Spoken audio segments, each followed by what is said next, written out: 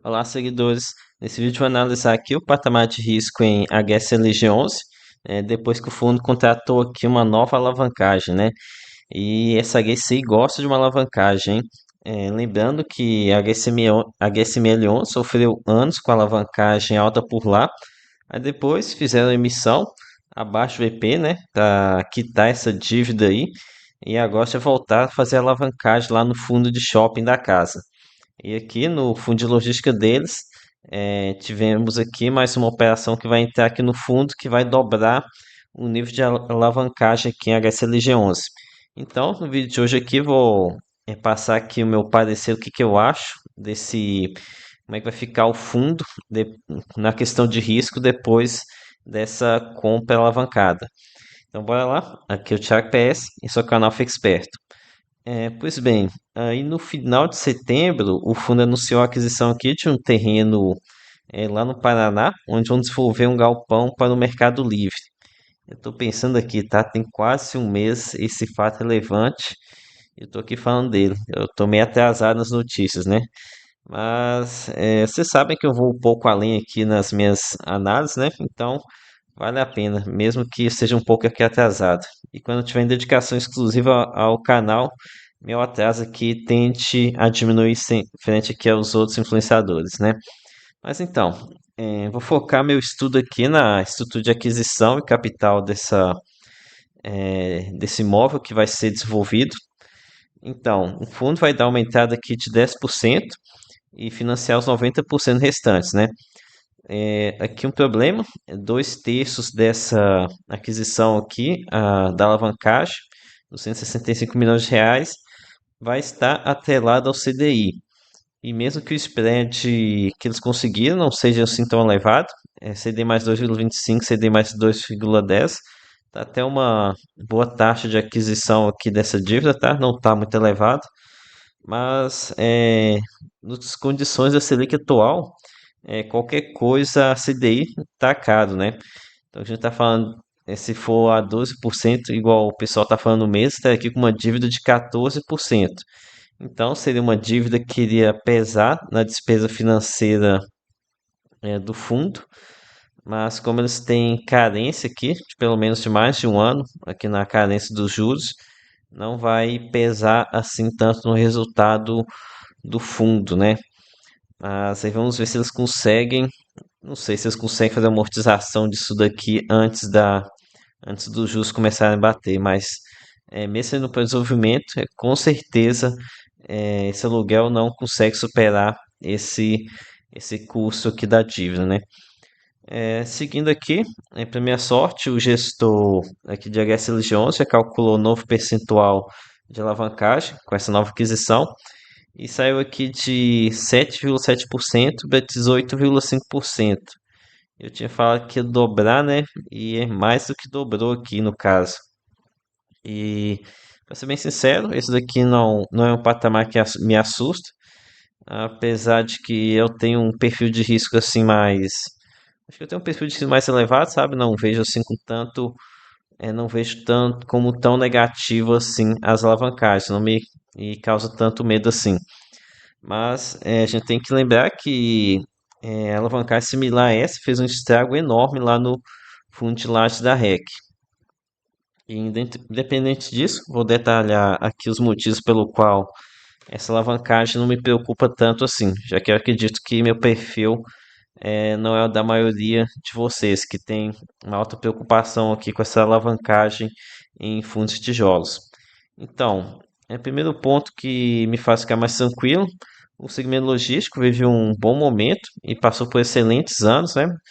E com isso é muito provável que o portfólio atual de HSLG, que não é muito grande, é meio concentrado, é um ponto fraco do fundo, mas mesmo assim é muito provável que contenha muito valor coroado em nesses imóveis, nesses galpões, né?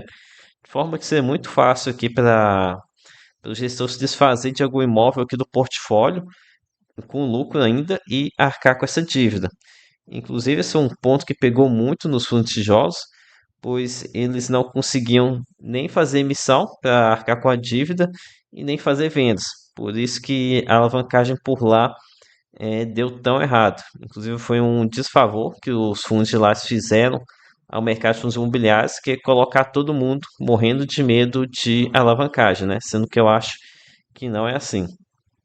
É, outro ponto que reforça que a minha tese, que essa dívida não é motivo de preocupação, é a liquidez aqui dos imóveis, deve ser muito alta. Um ponto forte aqui de HSLG é realmente é muito forte aqui na questão de last mile, né? Então ele reforça aqui que 60 tá meio junto, tem que somar os dois aqui, né? Tem que somar os dois. Então é de 15% até 34,60% e 65% entre 15 e 30. Então todo o portfólio dele está no raio de 30 quilômetros de alguma capital, sendo que metade do portfólio está na região aqui metropolitana de São Paulo. Então são regiões com altíssima liquidez, né? Com certeza vai ter algum fundo imobiliário aqui com intenção de fazer uma compra aqui.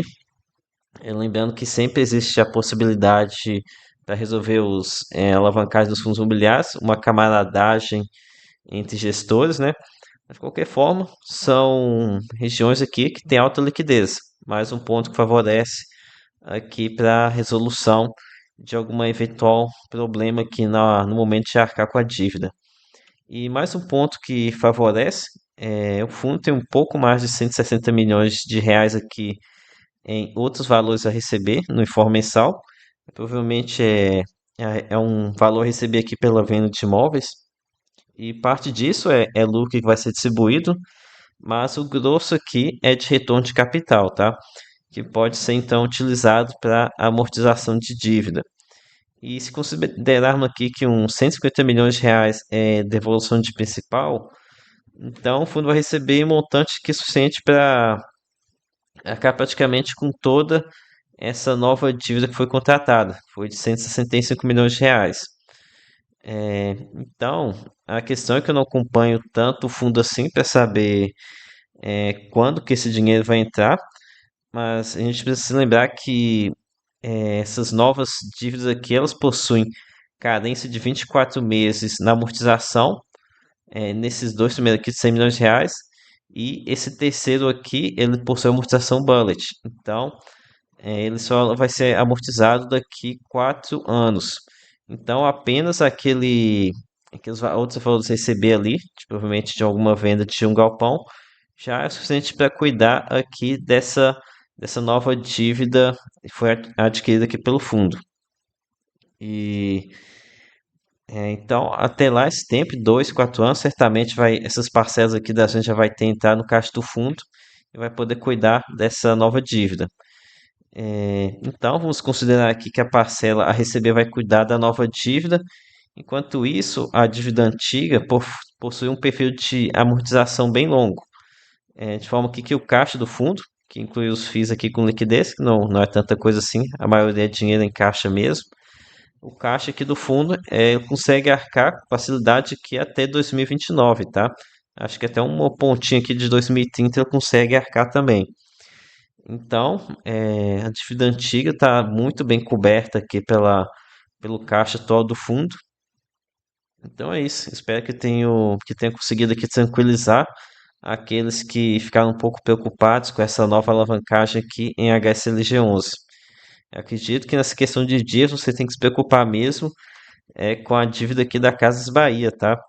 É uma empresa muito endividada, a dívida dela é de curto prazo, tem problemas aqui para fazer rolagem, né? Deve estar passando uma perda danada aqui com essa Selic em 2 dígitos por mais tempo do que estava sendo esperado. Mas enfim, isso aí é outro problema. Acho que eu devo ter comentado sobre isso aqui em algum outro fundo, outro vídeo sobre HSLG aqui no canal, tá? Lembre-se de dar uma passada lá no menu do Fique Esperto para ver as minhas análises antigas aqui sobre o fundo. Então foi isso, galera. Espero ter contribuído com vocês. Peço a curtida, a sua inscrição para quem está vendo aqui sem ser inscrito. E lembre que nada é recomendação de compra ou de venda. Até a próxima.